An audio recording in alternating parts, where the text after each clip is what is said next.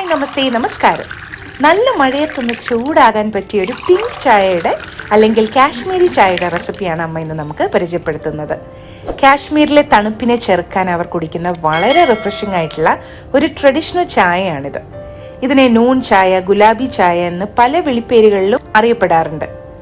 Artificial കളറും rose സിറപ്പും ഒന്നും തന്നെ ചേർക്കാതെ പിങ്ക് കളറിൽ തയ്യാറാക്കുന്ന ഈ ഒരു ചായ ട്രഡീഷണലായി ഉപ്പ് മാത്രം ചേർത്താണ് തയ്യാറാക്കി പോന്നിരുന്നത്. എന്നാൽ പോകെ പോകെ കൂടുതൽ സ്വാദിഷ്ടമാക്കാൻ അല്പം മധുരം കൂടി ചേർത്താണ് ഇന്നിപ്പോൾ അമ്മ നമുക്ക് കാശ്മീരി ചായ തയ്യാറാക്കി തരുന്നത്. ഒട്ടും സമയം കളയാതെ തന്നെ അമ്മയുടെ ചൂട് ചൂട് കാശ്മീരി ചായ കുടിച്ചിട്ട് മടങ്ങി വരാം. ഒരു പാനിലേക്ക് നല്ല ഐസ് കോൾഡ് വാട്ടർ 4 ഗ്ലാസ് ചേർത്ത് കൊടുക്കാം. നല്ല തണുപ്പിച്ച വെള്ളം വേണം കേട്ടോ. അതിലോട്ട് ഒരു 2 ടീസ്പൂൺ ഗ്രീൻ ടീ ലീവ്സ് ആണ് ചേർക്കുന്നത്. ശരിക്കും ഇത് കാശ്മീരി ചായപ്പൊടി കൊണ്ടാണ് നമ്മുടെ ഈ കാശ്മീരി ചായ തയ്യാറാക്കേണ്ടത്.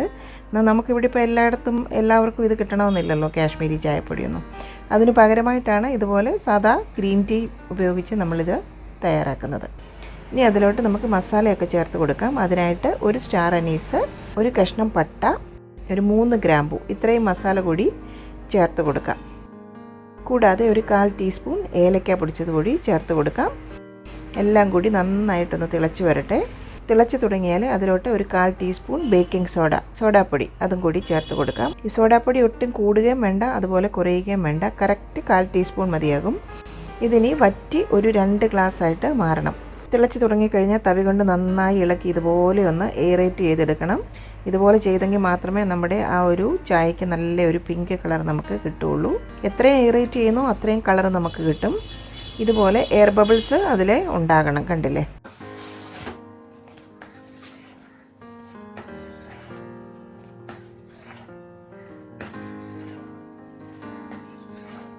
ഇതിപ്പം ഏതാണ്ട് പകുതിയോളം വറ്റി വന്നിട്ടുണ്ട്. കണ്ടില്ലേ? നല്ല ഡാർക്ക് റോസ് കളറായി മാറിയിട്ടുണ്ട് ഇത്.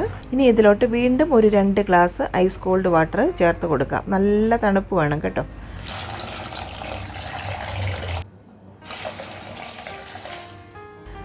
ഇതിനി വീണ്ടും തിളച്ച് കുറുകി ഒരു ഗ്ലാസ് വീണ്ടും വറ്റി വരണം. ഇതുപോലെ ഇളക്കി എയറേറ്റ് ചെയ്തുകൊണ്ടേയിരിക്കണം കേട്ടോ.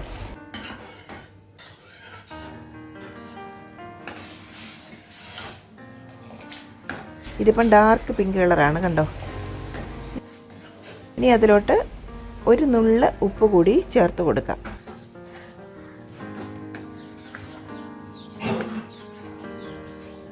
വീണ്ടും ഒരു ഗ്ലാസ് വെള്ളം വറ്റിയിട്ടുണ്ട്.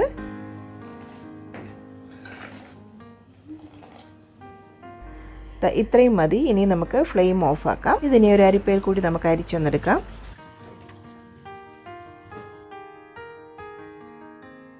ഇതിന് തണുത്ത ശേഷം ഈ ഒരു ഡിക്കോക്ഷൻ ഫ്രിഡ്ജിൽ ഒരു 2 ആഴ്ച വരെ കേടുകൂടാതെ നമുക്ക് സൂക്ഷിക്കാം.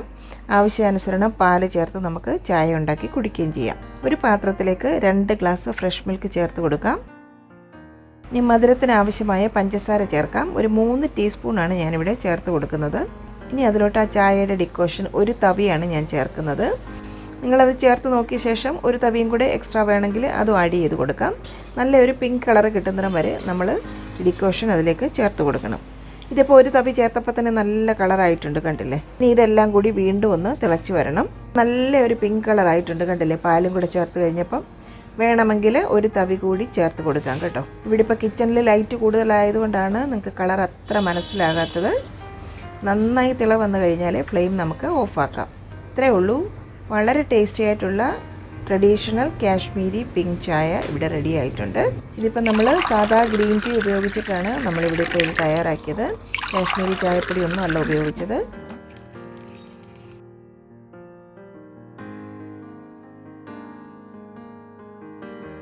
മോള് പറഞ്ഞതുപോലെ ആർട്ടിഫിഷ്യൽ കളറോ റോസ് സിറപ്പോ ഒന്നും നമ്മൾ ഉപയോഗിച്ചിട്ടില്ല. അല്ലാതെ തന്നെയാണ് നമുക്ക് ഈ നാച്ചുറലായിട്ടുള്ള പിങ്ക് കളർ കിട്ടിയിട്ടുള്ളത്. ഇത് കാണുന്നത് പോലെ തന്നെ നല്ല അടിപൊളി ടേസ്റ്റാണ് കേട്ടോ. അപ്പോൾ തീർച്ചയായിട്ടും നിങ്ങളിതൊന്ന് ഉണ്ടാക്കി നോക്കണം. ചായ കുടിച്ച ശേഷം അഭിപ്രായങ്ങൾ കമൻറ്റ് ബോക്സിൽ കൂടി ഒന്ന് അറിയിക്കാനും മറക്കണ്ട കേട്ടോ. എൻ്റെ അമ്മയുടെ ഇന്നത്തെ ഈ റെസിപ്പി നിങ്ങൾക്ക് ഇഷ്ടമായെങ്കിൽ ഈ വീഡിയോ നിങ്ങൾ തീർച്ചയായും ലൈക്ക് ചെയ്ത് ഷെയർ ചെയ്ത് ഞങ്ങളെ സപ്പോർട്ട് ചെയ്യണം. ഒപ്പം തന്നെ കറി വിത്ത് അമ്മ സബ്സ്ക്രൈബ് ചെയ്യാനും ബെൽ ഐക്കൺ ക്ലിക്ക് ചെയ്യാനും മറക്കരുത്. പെട്ടെന്ന് തന്നെ ഞാനും അമ്മയും മറ്റൊരു റെസിപ്പിയുമായി എത്തും. അതുവരേക്കും നന്ദി. Good bye.